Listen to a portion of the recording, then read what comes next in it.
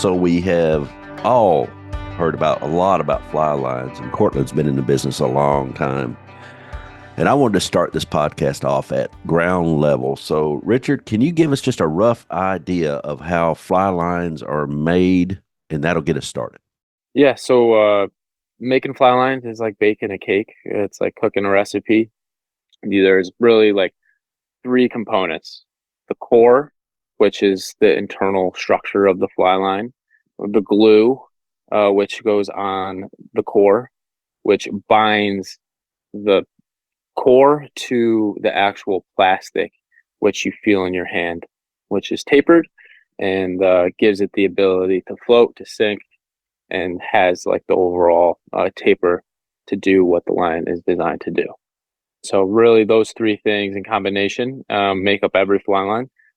So here in Cortland, New York, where all of our fly lines are manufactured, our fly line room is set up to where you have these big spools of core, which get ran through different solutions to make the core adhere to the PVC, the plastic, and the core is ran through the machine where a pressure nozzle adjusts diameter according to what a computer is telling it to make. So like once the fly line is made to that diameter, it gets sent through an oven at specific temperatures at specific times, which then cures the line. And then it's taken on these big winding spools, which typically produce 16 to 20 fly lines in one full run. So from there, we cut them down, we loop them, we coil them, we box them, and we ship them. That's like the simple way to put it. So those big spools that it's wound up on, how big around are they? The skeins are probably 2, 3 feet. They're just big, long skeins of fly line, and from there, we typically have them all kind of on drying racks where they'll continue to sit, and then they all have tags, say exactly what it is. And when it's time to get them up on the shelf, someone has to go and start the next process. So you make a lot of different colors. Yep. Do you think colors matter to the fish, or do they just matter to me? They probably just matter to you. We have, I don't know, almost every color involved in some fly line in some way or another. Don't really have any purples or pinks, but every shade of moss green. I mean, if you look through our catalog, you'll see moss green I or did. olive Uh-huh. just about everywhere. That is, the classic like mute kind of drag fishy color we use for trout lines. Obviously, sinking material is going to be a darker color Yeah. because of the metal components in that. But no, really, I will say it depends like on the fishery, like crystal clear water, really high pressure systems. Going with a low vis line will definitely help. But any good angler should be able to present the fly first, where the fly line color isn't really being a factor. It's more of, I like to think of the color of the fly line has more to do with it when you're covering a lot of water where you don't know where the fish are sitting. So rather than sending out a chartreuse laser beam through the water column everywhere with a sinking line, I would prefer to go with something that's a little more stealthy and less intrusive. So a fish that's maybe 15 feet off my rod tip isn't just slapped in the face with something Yeah, super right. bright. But Yeah. presentation fishing, like red fishing, even trout fishing, for dry fly hatches, like they should never see the fly line if you're sight fishing. You should be able to plan ahead, and a lot of times, having a high vis color fly line is beneficial in casting and just the overall accuracy and visibility of how the conditions, the wind is affecting your cast, and being able to stop you from maybe letting down something that is off by a few feet or is going to come crashing down. So it definitely helps. Yeah. So my way of looking at color fly line is I don't want it to match the backing. That's one. Don't need that. So it needs to be a good color combination. It needs to look good on the reel. It doesn't necessarily have to be the same color as the reel, but it needs to be close.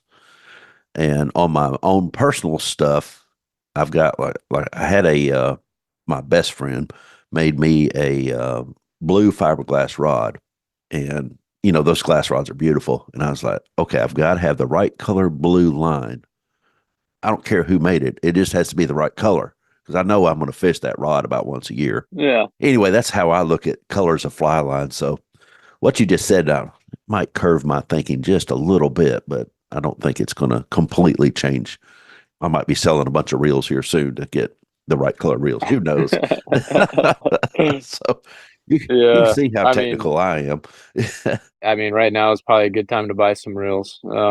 With all these metal tariffs coming into effect, who Oh, knows? yeah, true. The Yeah, cost of a $200 reel might not be that way for much longer. So we'll see. that's a good point. I hadn't thought of that. Well, let's go ahead and kick this thing off from high atop the world headquarters of Southeastern Fly. This is the Southeastern Fly podcast. Thank you for stopping by for this episode. Feel free to share it with your friends and your fishing partners.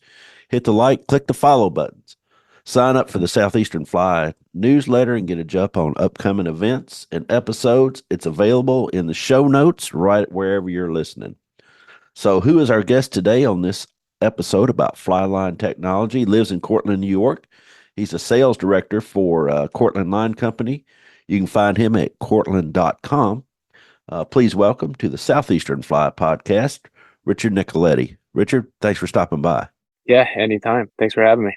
Yeah, so we've got a pretty solid understanding now of how the lines are made, and I guess now is probably the best time as far as the way that the questions are in my mind. That we might want to get into the tapers. I don't want to get too deep into tapers because I just want to start down that rabbit hole. I don't want to go to the very bottom of it and if you could kind of just tell us in a few sections, few ways, different ways of telling us, just if you could walk through different densities of how that affects floating lines and intermediate lines and sinking lines. If you kind of set it up that way, I think that'd be very helpful for us. Yeah. We'll start off with the basics. There's really two types of fly lines out there. There's a weight forward and a double taper. When you see that designation, typically every single fly line you buy will have that designation of WF or DT. And really the difference there is a weight forward fly line incorporates a running line into a head. It's a one-way line. Say for example, a standard trout fly line that's 90 feet. And usually like an all-round type configuration for like versatility would be somewhere around like a 60 feet, 55 feet of running line into like a 30 to 35 foot head. Double taper is basically the same diameter body. So like in your weight forward line, you have the running line and you have the head. The body is the thickest part of the fly line that is between the back taper and the front taper. Okay. Yeah. So a double taper is that thick part of the fly line through the entire fly line. And then on each end of the double taper, it tapers down to a fine tip where you have the ability to flip it around and extend the lifetime of the line if you need to. That being said, kind of just overall major differences between weight forward and double taper. Double tapers are, I would say, easier roll casting lines. You don't have any change in diameter as you get deeper into the line. So you can roll cast it pretty well. You can mend it. You could pick the line up. You could adjust it. People really like double tapers as well for overall accuracy and consistency. It's not necessarily going to shoot like a weight forward line that's designed to 1, 2, 3 let it rip. It's more of like a presentation, delicate accuracy taper. So that being said, weight forwards probably make up 90% of the market in the fly space. We personally think we have over 90 different lines, and we maybe only have 4 or 5 double tapers. So you don't really have as much creativity in the double taper world as you do with the weight forward. And that has to do with overall endless possibilities to manipulate the actual taper of the head or the weight forward line. So the double taper, would that be better in more tight spaces like the Smokies or a small creek that has you have to do a lot of roll casting and that sort of thing? Yep, exactly. Yeah, you see a lot of guys that they like fishing bamboo, fiberglass, they just like having a consistent stroke. They like the double taper. So yeah, tight creeks, true action rods, that's definitely a key piece of that. But to basically break down what a weight forward line is, off of your running line, starting from the running line, which is the thin part of your fly line, makes up majority of the fly line. It transitions into a back taper, which then goes into the body of the fly line where majority of that weight is. And then it tapers back down to the tip, which is called your front taper. So front taper, body, rear taper, running line. And manipulating the lengths of each one of those sections is how you make a fly line do specific things. So I don't want to get too much into the weeds, but typically the shorter the front taper, so the transition from the body to the tip where you tie in your leader, the shorter that length is, whether it's 2, 3, 4 feet, 5 feet, 6 feet, the more aggressive it's going to turn over that energy when you go and you release your fly out of your cast. So for our pike lines, our bass lines, some of our saltwater tapers, or striped bass lines, you see a really short taper because you're trying to, typically you're fishing in wind, you're throwing bulky flies, you might be throwing bucktails, you might be throwing synthetics. That short front taper helps turn over your fly, especially when you're really pushing it to the limits and you're trying to max out distance. That being said, the longer the front taper, the more gentle that transfer of energy is going to come across. And that's why you see, like our finesse trout, which has a 10-foot front taper, our ultralight, which is like a 17-foot front taper. Those are long to be able to come down easy, which ultimately hit the water softer and in result, give yourself a better presentation to spooky fish that are sipping on top. And then obviously, so that's kind of the difference between the front taper, long versus short. Body has a lot to do with where the weight of the fly line is. So, a shorter body probably means it's more of a weight forward, like shooting taper, meant more for, a couple false casts, let it rip. The longer the body, that means more line that you'll have to hold in the air before you get to that shooting point of the fly line. So it offers more distance in retrospect. So sticking to the trout tapers, our long belly distance has, a medium kind of range front taper for like versatility, but the body is like 60 feet. So what that means is, unlike a 30-foot line, when you start getting into 40 feet, 50 feet of taper, say you're still water fishing, or you're throwing dry flies off a drift boat and you really need to feed a fish from 60 feet down and then keep feeding it, mending it, that longer body is going to stabilize in the air and is going to come crashing down as you really start to extend it. So typically longer bodies mean more control, more accuracy, more consistency in the air. Shorter bodies meant more for shootability and so forth. All right, so let's take it. If I'm waiting, and we've got in the South, we've got pretty big tailwaters, and we've got some pretty wide freestones as well. So think trout and smallmouth. A lot of people go back and forth depending on water levels and that sort of thing. So if I fish my way out into the middle of a river that's, let's say, the width of an interstate, of a whole interstate, 2 lanes on one side, 2 lanes on the other side with a median, and I'm halfway out there, and I want to fish that other side that I haven't waded out from. I'm fishing my way out. What would be the best way or best line for me to use to get a long cast and get a good presentation as I fish my way to that other bank? So for us, it really depends on, like, are we dry fly fishing or are you smallmouth fishing? Let's say dry fly. Dry fly fishing. Let's say this. Let's just say nymph because we can nymph from both if we want to. So if you're going to be fishing a river as wide as an interstate, I typically like to make sure my head is minimum 40 feet long. All right. Minimum. I do not want to have a 30-foot line, a 30-foot head that I have to rely on shooting line. Right. Because what happens is if you have to shoot line and then all of a sudden you have to go and mend it and adjust your drift to extend it, if you're holding onto the running line and you have, say, 30 feet of head out and then 30 feet of running line, you can't pick up that fly line Gotcha. and mend it. Yeah, so I like to make sure I have at least a 40-foot head. Personally, I typically fish the finesse trout, which I believe is 42 or 43 feet, or the long belly distance, which is the 60-footer. That is kind of my bread and butter. I like having the ability to roll cast, to mend, to adjust drifts at distance. I typically don't really fish short heads too often on big systems unless I'm like, say, I'm streamer fishing and I'm banging banks. That would be a situation where you'd want a shorter line just to pick up and just quick 1-2 load and shoot. But for you, for wading out there and just sifting water and just covering as much ground as possible, yeah, I would make sure to have something that gives you the ability to send a long one downrange, which would be the finesse or long belly. So about a 40-foot head. Yeah.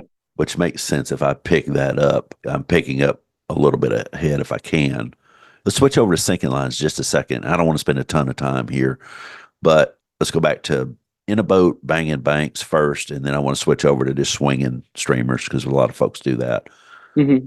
In a boat, banging banks about the width of 2 lanes on the interstate or inside of that somewhere, just smaller streamers, say 2 to 3 inches. What's the best taper there? And then I've got a follow-up question on that too, but what do you think's the best type of taper there? Best taper there, and typically when you're banging banks and you're in a boat and you're streamer fishing, you don't have to be super precise. You're not really, I mean, like, can be as precise as you want. Right. I mean, you see an overhanging tree or you see an underhanging log. I mean, if good casters will put it on it regardless. But personally, like, I always enjoyed our streamer float taper, which is a 26-foot head where a majority of that weight's in the first 15 feet. Mm-hmm. So what that means is I literally could pick it up, 1-2, shoot, retrieve, get the whole line out of the water and snap it back and just keep working down the bank. And that same taper is what we use going into our streamer sinking lines, which have 4 or 5 different density tips, an intermediate tip, a type 3 sink, type 6, 10 and 15-foot lengths, a type 25 length, and then like we have a 30-foot full sink. So our streamer series is definitely like the sweet spot for banging banks. And what I really like about those lines too is they're not overly heavy. So we haven't gotten into grain weights and standard yet, but those lines are all one size heavy. So typically, if you're streamer fishing and you're throwing 2, 3, 4 inch streamers, a true line size line is not going to shoot or carry well. I mean, it might true line size would do fine for like a nymph or a dry fly, but the moment you put on some extra mass onto the tip of that leader, you need more weight in the line to help propel it back and forth, especially if it's Right. windy and there's anything kind of inhibiting you there. That makes sense. So for the guy or gal that's out in the middle of the river just swinging streamers on a sinking line, what would you recommend there as far as tapers and that sort of thing for a sinking line? They can get that cast out there a couple lanes on the interstate, maybe a little further. Personally, I would still stick with the streamer, the compact, just because it actually makes fishing streamers that much more enjoyable when it turns over every time. It's not collapsing on itself. Yeah. And the thing is, with that line being one size heavy and not like super heavy, you can hold a lot of that line in the air. Like you could still hold 50, 60 feet without it come crashing down. So like that's kind of our bread and butter there. That taper is just so nice. It fishes so well at all distances. If it was like 1.5 heavy or 2 sizes heavy, then as soon as you got past 40 feet, it would start giving you issues. Right. But Overload the rod. yeah, we seem to find the sweet spot there where you can carry a lot of line if you need to, but if you're throwing like some really big like dungeons, any big articulated, changers, you're gonna be able to carry that fly just perfectly. It's not gonna be like overly done. Okay.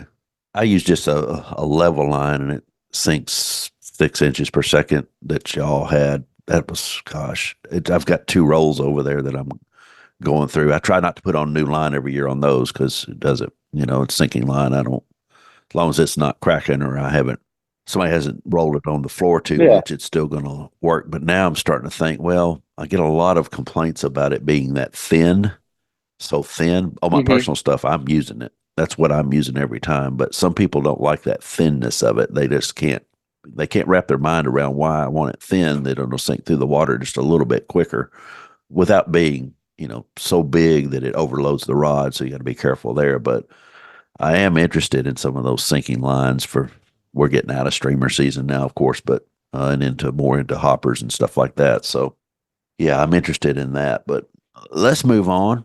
We could talk about this all day. I think I could give you a scenario for everything I do, and it could take a different fly line. But I mean, people have to be realistic on what are they going to fish the most. Yep. And it's the 80-20 rule. 80% of the time I'm going to do this. So if I'm going to do this 80% of the time, I need a line that matches that 80% of the time. And then the other 20% of the time, then maybe I'll still be able to do what I need to do. It just may not be ultra perfect like I want it. So, Hmm. and rods cast better than we do anyway. So everybody needs to keep that in mind. So some people like to take care of their gear, and I'm not going to say I'm one of those people.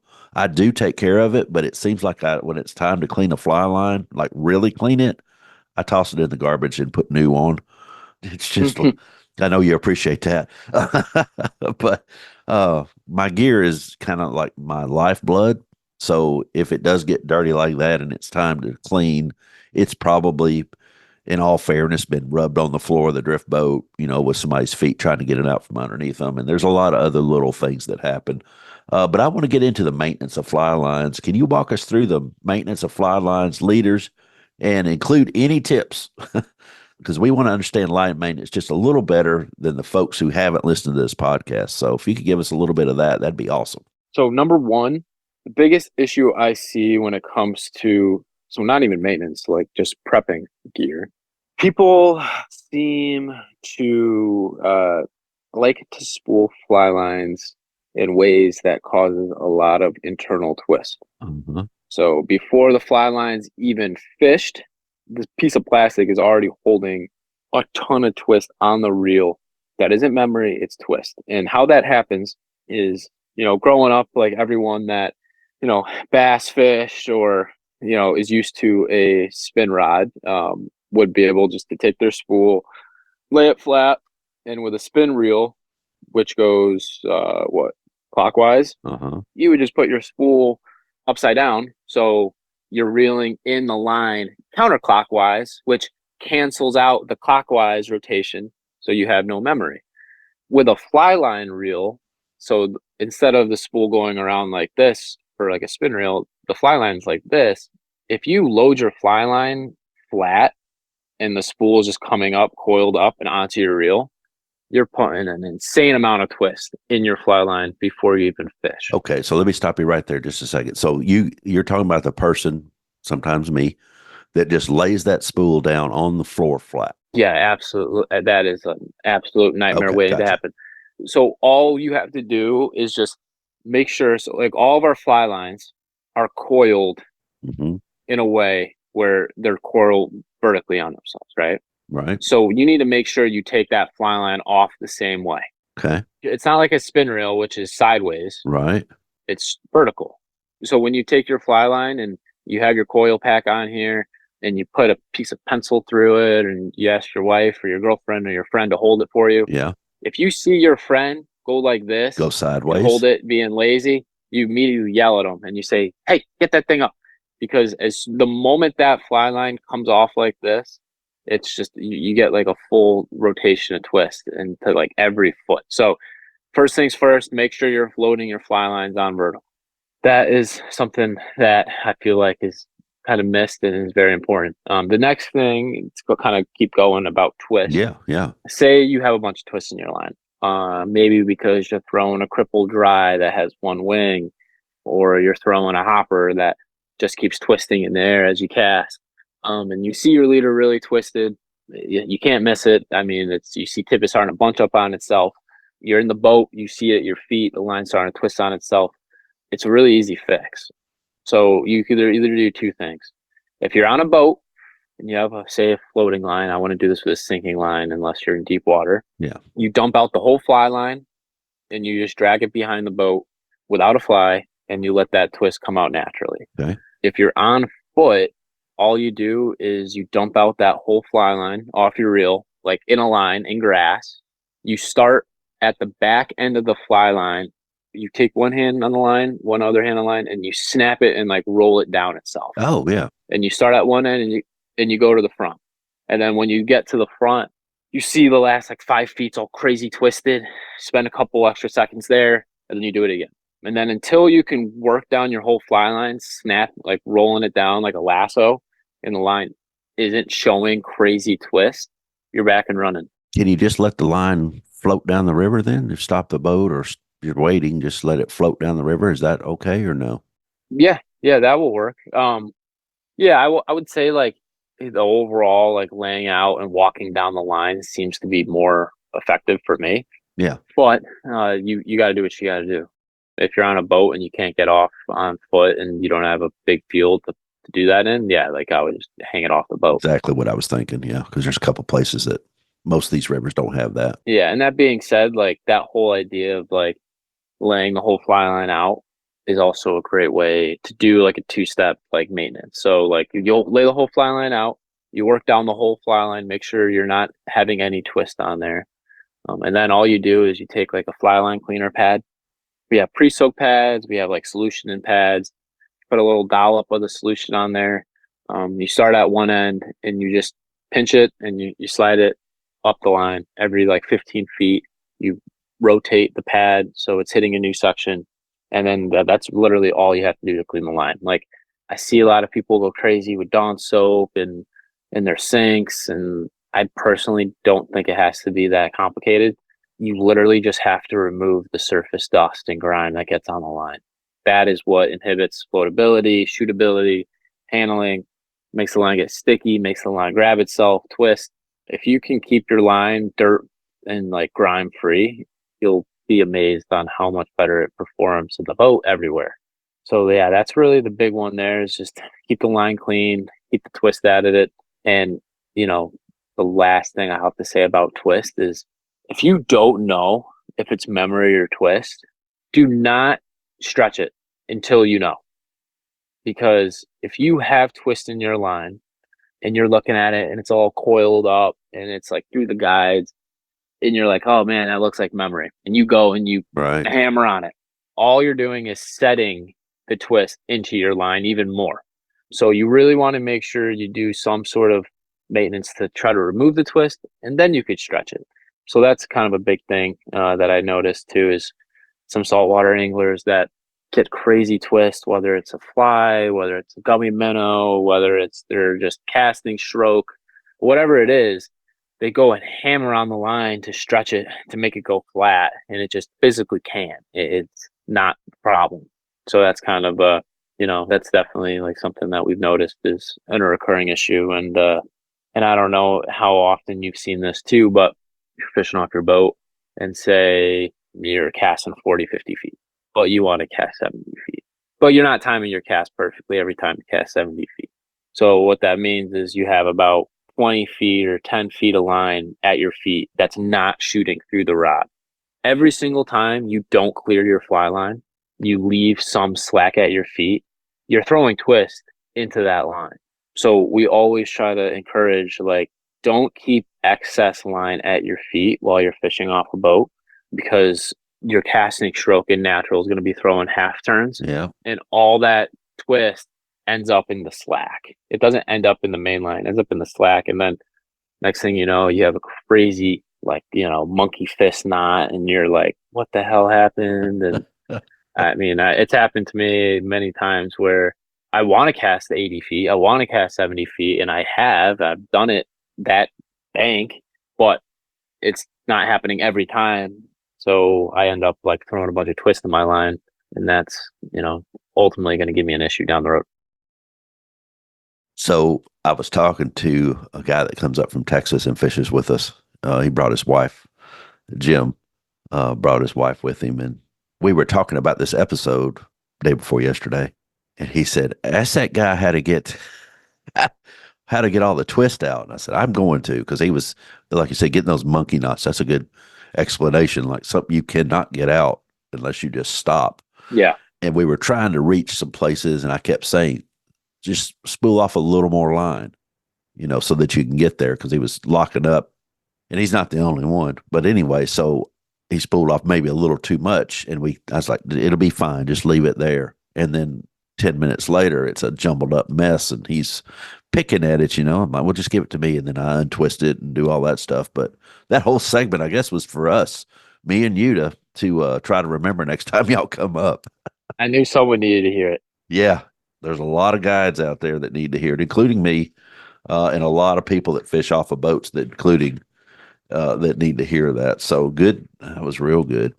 So the buck doesn't always stop at the loop or the nail knot at the end of the fly line. I mean, it's not just all about fly line. There's more to fly delivery than just line and the things that you just talked about, that should help us. But there's more to presentation than just the cast. So you've got the cast, you've got the fly line where you want it. I want to move on, Richard, we want to catch more and bigger fish than our buddies. I mean, that's kind of the ultimate goal here. You want them to catch fish too, but I want to catch one more, and I want to catch one that's just a little bit bigger than you.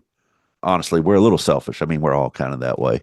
What can you tell us about leaders and tippets that'll help us on the water? If you could just break that up between dries and nymphs, and then a little bit on sinking lines for bigger streamers. Leaders and tippet, first understanding the differences between the two. So tippet, when you look at tippet, it's in 0x to 8x.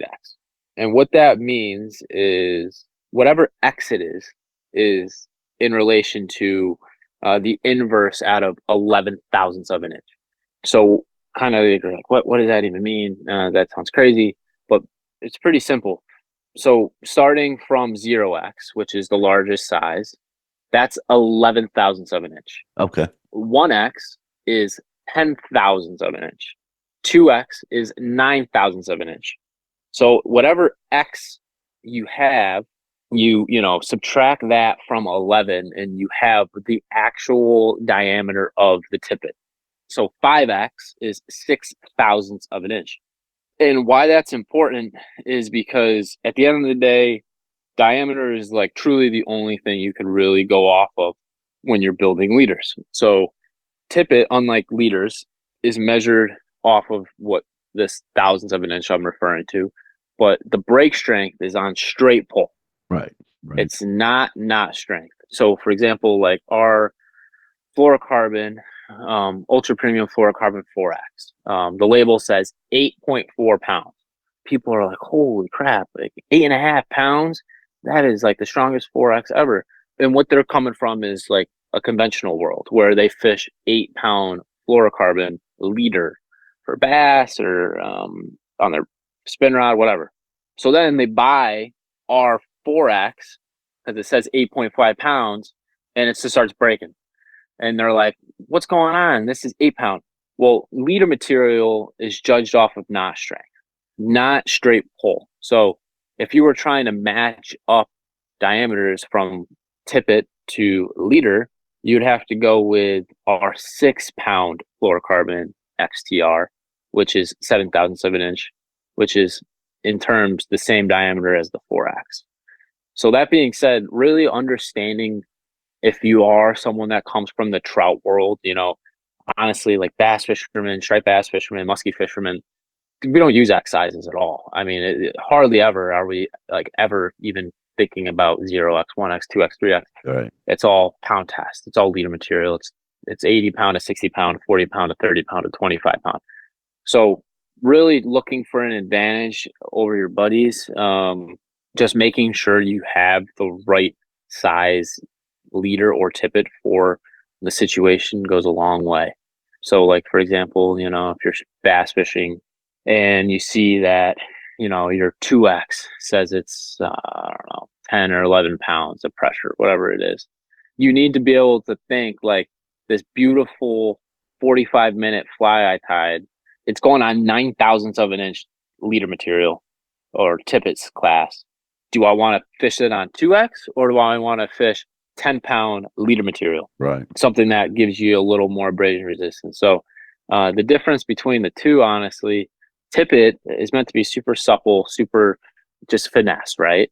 So, ours fortunately is a really abrasion resistant, has great knot strength, has great, like stretch to where fluorocarbon typically doesn't.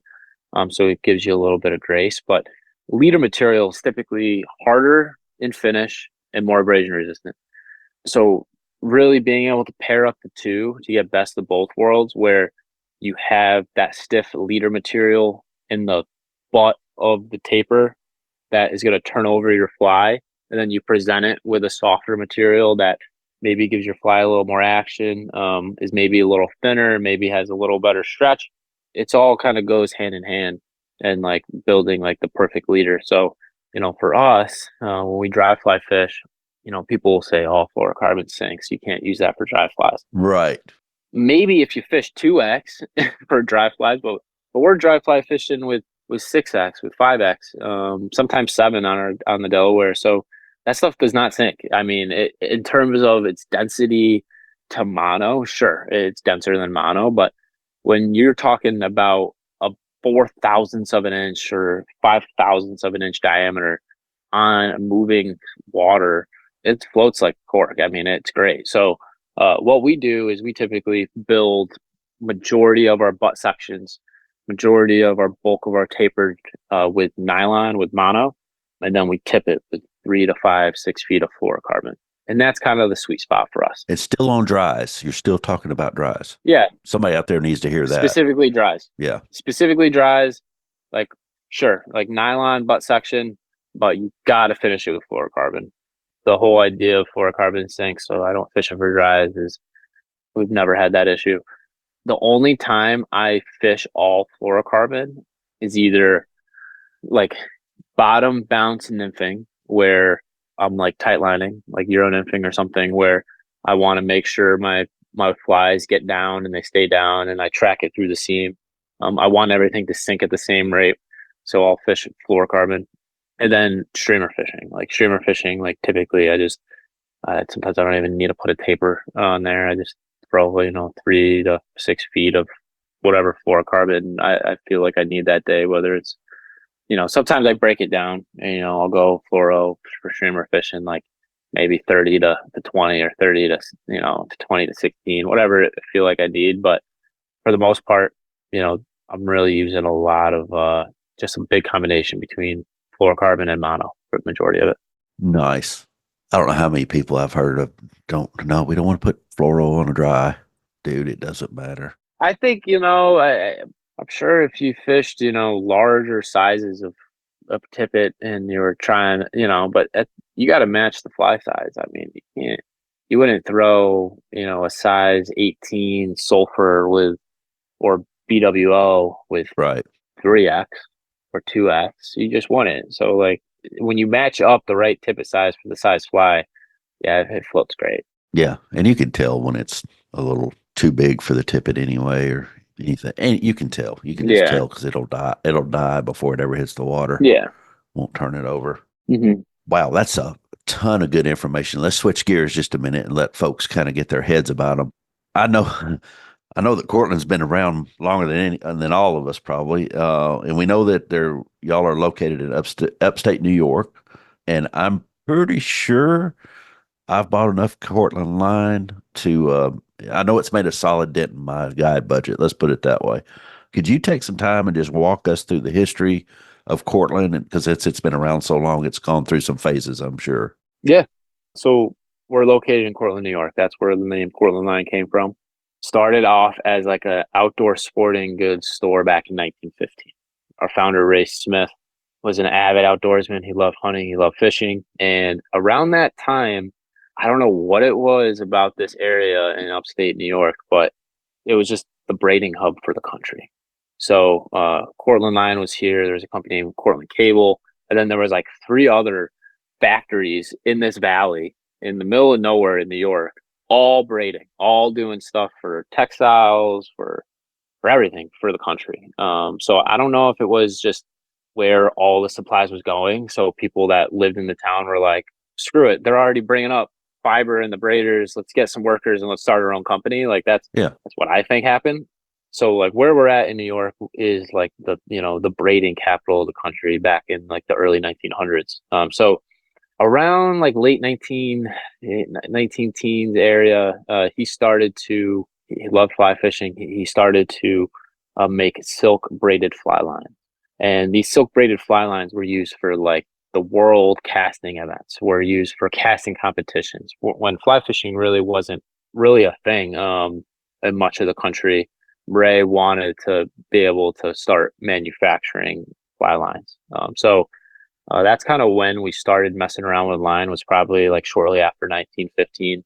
The silk fly lines, we still have some here. Oh, They wow. are really cool looking. You had to dress them, you had to do crazy maintenance to keep them usable. But that's kind of how it all started. So from like 1915 to like 19, I want to say like 1935, obviously went through the Great Depression. There was all sorts of turmoil in our country. And we maintained in the fishing space. We were making, nylon line or Dacron, which is a good word for it, for like bait casters or just any conventional fishing. But World War II came and everything swapped over to the war effort. Hmm. So Cortland Line went from an outdoor store, factory, fishing equipment to bomb cord, shoelaces, paracord, candle wicks, Oh, yeah. whatever the country needed us to manufacture at the time. And then obviously around like, mid 1940s, end of 1940s, the world, we won to some degree. Yay, us. And we were able to, yeah, we were able to put an end to it and come home and get focused back on the fishing. And I believe it was around 1950s into early 1960s when the world of fly fishing took that next step into PVC. PVC is just, an abbreviation for polyvinyl chloride, which is just plastic. So at the time, prior to that, everything was silk. Everything was just, super hard maintenance, not the most feasible. Then all of a sudden, we have new technology of extruded PVC, which allows the line to float. So for Cortland, this was huge because we like the marketing for these lines were like non-sinkable fly lines, Right. because back in the day, all fly lines sunk. So like all of our boxes back then, it's pretty funny to see like just the way like people thought about fly lines back in the day. Like we were highlighting like you can't sink it. It's not floating. It's just non-sinkable. So in the 60s, that's kind of when we started to progress and start to understand how to manipulate the machines to do tapers. So I believe it was like late 50s, early 60s when we actually were able to manufacture like the first tapered flat line. So not just a level extruded PVC line, there's now structure to it that makes it cast, makes it, turn over, makes it do things that the past prior, generations of silk and level fly lines have never been able to do. And then, in that same time frame, one of like the like kind of founding fathers of the fly fishing industry, Leon Chandler, he was the president here at Cortland. He started at a young age and world renowned fly angler. He used to fill, stadiums around the world to the brim just to watch him cast into hula hoops and put on shows. I mean, it's just crazy. I mean, you see some of these photos of him. They're all in like these like beautiful like jumpsuit looking outfits at conventions with Mickey Mantle, Oh, with wow. like, some of like the highest end athletes at the time. So Leon, having a deep understanding of fly lines and just this new technology of tapers and weighting, the industry itself had no true scale to go off of for manufacturers to make new things. So what they did was Leon and a handful of other, important, founders in the fly fishing sport came together and came out with the AFTA standard.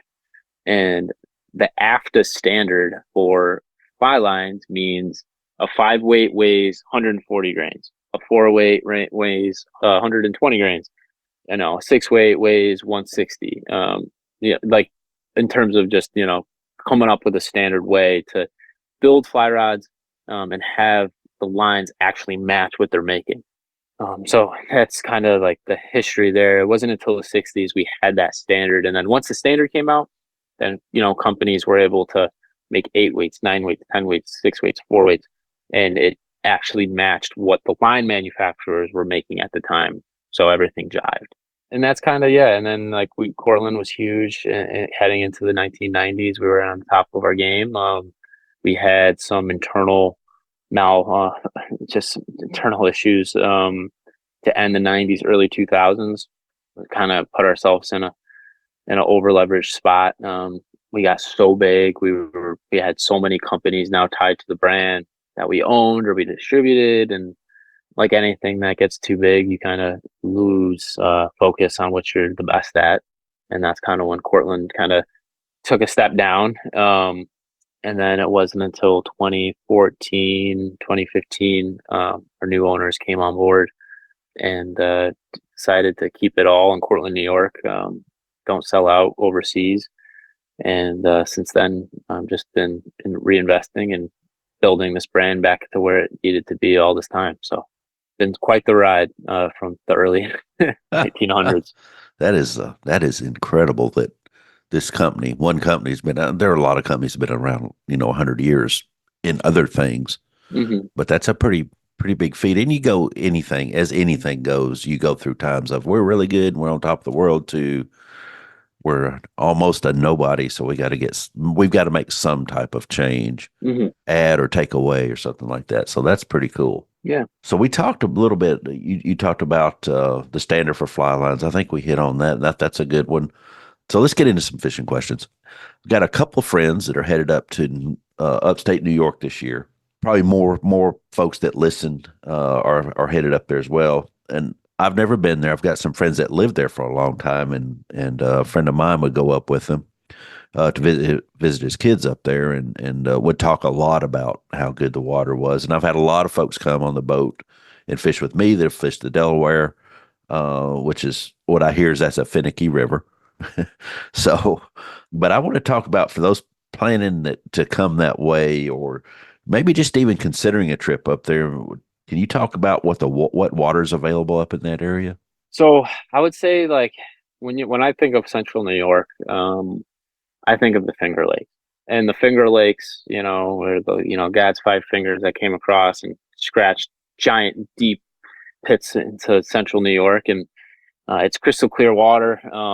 There are absurd amount of lake trout, landlocked salmon, rainbows, browns, carp, bass. I mean, it's insane. Like some of the size of the fish on these lakes are just incredible.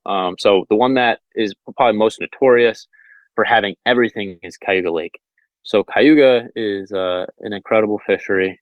If you want to go bass fish there from fly, it would be a little difficult. But we have some really close guides that are running trips vertical jigging for lake trout, and you're not vertical jigging and just roping giant Lakers on big braid. You're using like 8-pound braid, 10-pound braid, dropping down like an ounce and a half jig head with a paddle tail and 130 feet, 150 feet of water, and just dogging them. And that's a really fun way to fish. That sounds like a blast, actually. Yeah. So if anybody is interested in just kind of like seeing what happens on this lake for like the conventional side of things, you will have probably the best day with a spin rod you've ever had. Our buddy, his name's Kurt Hofig. You can find him on Instagram at K Hofig 32. I mean, it's every day. The guy's absolutely crushing it, but he's putting 20, 30 fish in the boat every day. Dang. And that's all giant size lake trout, Right. like just a ton of fun. He's got a beautiful lund, crushes it. If you want to go on that lake and you want to fly fish, one of our good buddies, Luke Bizel, he's got it's called FLX on the fly. He specializes in like the fall time Laker fishing on fly rods. Yeah. But also in the summer, he does a ton of carp on the fly. Ah, okay. So he has his skiff out there. He's pulling around. He has the areas pretty dialed in where, you're sight fishing in crystal clear water to like, 30 to 40 pound ginormous carp. Oh, nice. there's drum there. There's all sorts. You got bass, but sight fishing carp on that lake is special. It's not easy. By no means. I mean, you're fishing, typically in 5 to 15 feet of water for carp. It's not, tailers, or it's not, shallow water, backs out of the water presentation. It's like, no, you're sniping them from distance. You're looking for them actively feeding. But yeah, so Kurt, Hofig, and Luke run that lake both for conventional and fly. If you wanted to come up to Central New York and trout fish in the summer, your best option is going to be on the Delaware River system. The Delaware is one of the most famous rivers in the Northeast. It's home to, where the beaver kill, where the kind of fly fishing started in the country. And there is just a lot of pressure, but the overall class of wild trout's incredible. They don't stock it. It's all wild rainbows and browns. They fight insanely hard. They get up. I would say like average fish there is like 16 to 19. You do get 20s in the beginning of the year, like this time for Hendrickson's, but those 20-inch fish get pretty tricky as the summer goes on, just the amount of people going for them. But the hatches on that river is like nothing you've ever seen before. It's, I mean, if you're able to time it for the sulfur hatch in July, I mean, there's so many sulfurs on the water, you can't even see your fly. But it's not easy. I mean, there'll be 6 different types of sulfur looking flies out there, and they're only eating one of them. But that is by far some of the most incredible like dry fly hatches like anyone can experience from the south. For the Delaware, if you want to go drift on a boat, our good friend Matt Barovi over at Salt City Fly Fishing, you should be able to find him on Instagram. He runs trips down there for the drift boat scene. And then if you wanted to come up here and you wanted to fish on foot for trout, it's really seasonal. We don't have a year-round trout fishery. It's literally right now until the end of May. So if you're coming up here in the summer and you stay in, you're not gonna trout fish a stream. I mean, the only place that's gonna offer it is something like the Delaware where there's cold water. Right. But if you came up in the fall and the salmon and the steelhead and the browns, I mean that's endless. And one of our coworkers here, Brooks Robinson at I think it's Syracuse Outdoors. Find him on Instagram too. He guides on the weekends, and he does all the lake run local Syracuse stuff when conditions allow for it. So, I mean, there's a lot of options. I mean, I haven't even gotten into obviously the St. Lawrence is an hour and a half away. There's another lake, which is like the walleye lake of the world. I mean, it's a little overwhelming to live up here because you have so many different places you want to fish, and there's just never enough time. So you really have to like push yourself to not fish where there's good fish, just to see something different. Yeah, because that window can be so short. That's crazy. Yeah, I've heard nothing but great things about up there. Mm-hmm. How beautiful it is, and all that whole Finger Lake region is just really something to see. Yeah, so I can imagine that. So if we come up there, so this is one thing that we love to eat. This is probably one of I get more questions, I think, on where to eat, and more comments on where to eat than I do maybe any other one question. So give us a 411 on where we would eat if we came up that way. Man, if you come to Syracuse, probably Syracuse is most well known for our like barbecue joint called Dinosaur Barbecue. Like just really solid barbecue. Probably, maybe not as good as Southern barbecue to anybody that's down south, but for us, it kicks anything in the ass that we've had in the Northeast for a long time. So Dinosaur Barbecue, #1, downtown Syracuse, can't go wrong. You'll be happy. Also, a nice Italian restaurant. You're trying to take your wife out to somewhere nice and not break the bank. Syracuse is just awesome for food because it's not priced ridiculous. I mean, you can go to any of our like high end, like well known restaurants and pay $32 for the seafood pasta, or so everything is priced pretty fair. That's what I love about living up here is like you go to the restaurant, everyone's hyping up, and the meals are all like $25, $26. Like, wow, this is insane. It's insane. So Francesca's is a really great Italian spot in downtown Syracuse. That's for Italian. And if you want to do steaks, Delmonico's Steakhouse Yeah. is really good. And then if you wanted to do something on the Finger Lakes, can't go wrong anywhere in Ithaca. Ithaca is where Cornell, the college, is on the south end of Cayuga Lake, surrounded by waterfalls. So you could take your wife or your loved one on a really short walk and see crazy gorges and waterfalls and cascading runs. It's beautiful. Oh, nice. And then you go to a brewery and have a nice meal in town. The winery scene out here is insane. I mean, if you like sipping wine, Uh, there's about a winery every like 100 yards around the Finger Lakes. It's just and they're all really nice. They're all meant to kind of have that kind of day enjoyment feel of just go and sip on sip on a bottle and have lunch and have a snack and just be outside and overlook the lake. So you do got quite a lot of options up here, and the good point is, yeah, you're not going to break the bank. I love anything overlooking water, where especially where you can eat. Yeah, I don't know why, or a good view off of a high hill or a mountain. Either one. That seems to be my scene. yeah, But yeah, that sounds like a fantastic whole area up there. Sounds great. Whenever you start digging in a little bit more than just the fishing part, it sounds like a great place to go spend a couple of weeks and fish a little and just yeah, not think about anything else a little. So yeah, awesome, yeah. dude. Yeah. Okay. Now I'm wanting to go up there too. The more of these episodes I do, the more I need to go here and I need to go there. I can barely find time to get to the mailbox, and I'm thinking where I want to go next. But Yeah, I hear you. appreciate you filling us in on that. That's worth hearing. All right, so we asked this question to everybody, and some people want to answer it, and some people like, well, I don't think I've ever lost a fish. I'm kidding. Everybody's lost a fish, but some of these stories are really in depth, and some are just almost heartbreaking. But tell us your one that got away story.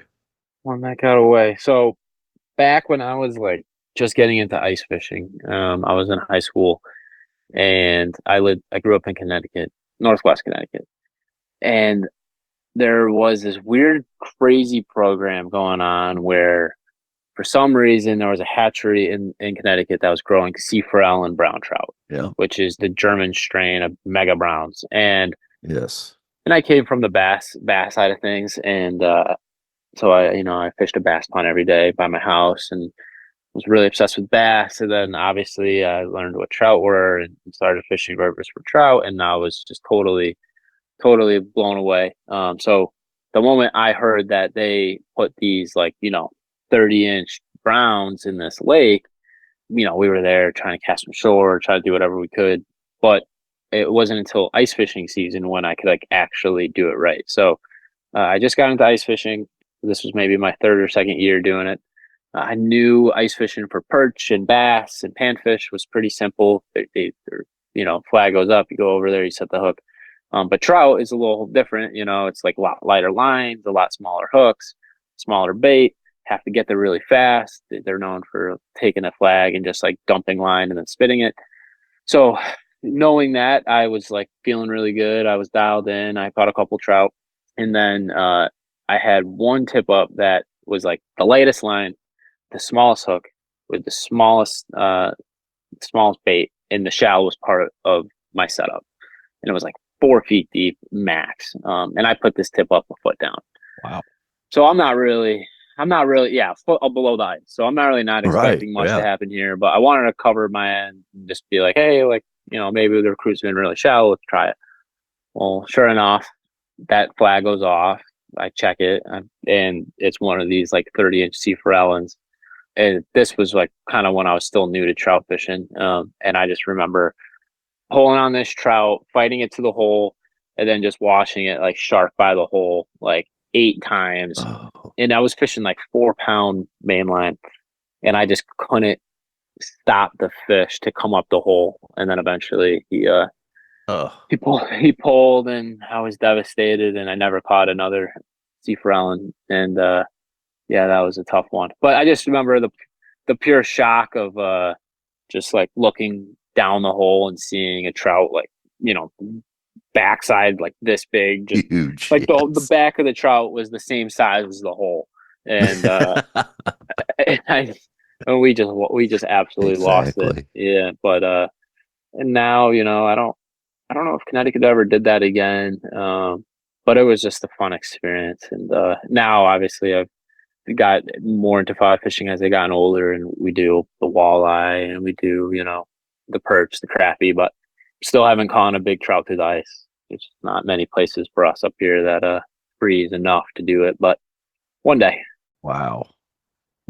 I used to live in Michigan, in Midland, which is about halfway up the mitten, Yeah, and we would ice fish some, and you could see the fish how big they are. I mean, you couldn't see them clear on the lakes and ponds where we fish, but you could see them. You could say like that's a big one, or that one's not very big, or I don't know if that's that way where you were fishing or not, but just seeing them go by like you're talking about, and thinking, man, if I could just get them to turn up this way at the right time. Yeah, yeah, yeah, through this little bitty hole. yeah. No, I that. can pull as hard as I can without breaking it. There's a lot of finesse in the ice fishing. Yeah, and then the hook hits clips the side of the hole. Yeah, Like yeah. that's the worst. I mean, I had a couple walleye this year where you're like jigging and you have you have your flasher so you could see what's below you, and boom, big mark comes in underneath you and smokes you, and then you're finding it out. It's a good fish, and then as soon as it gets to the hole, you're like jig wrap like clips the edge, and the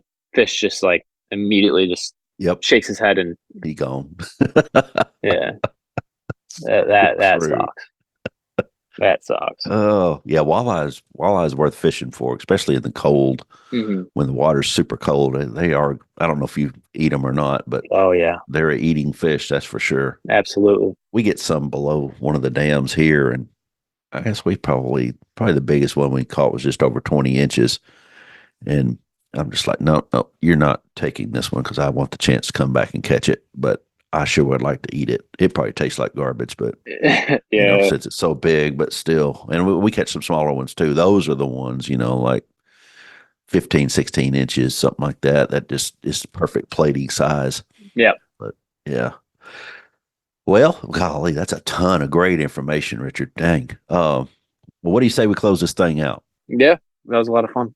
All right. So thanks for joining us on this episode. Hit the like, click the follow, share it with all your buddies and your fishing partners and your friends and anybody else that might want to listen, especially if somebody's going to upstate New York. This last half of this show is, especially around the food and the different areas, is worth listening to. Sign up for the Southeastern Fly newsletter and get a jump on the upcoming events and what's going on with available dates for fishing and that sort of thing. It's available right there wherever you are listening to this podcast. There's a link there. You can just click on it and enter your name and your email, and boom, you're good to go. So, who was our guest today on fly fishing, fly line technology? Obviously, he lives in Cortland, New York. He's a sales director for Cortland Line. You can find him at cortlandline.com. Richard Nicoletti, thanks for stopping by and joining us. Yeah, anytime, David. That was a lot of fun. Yeah, it Appreciate was. it. Sure was. You just listened to Richard Nicoletti talking about fly line technology on Southeastern Fly. See you next time.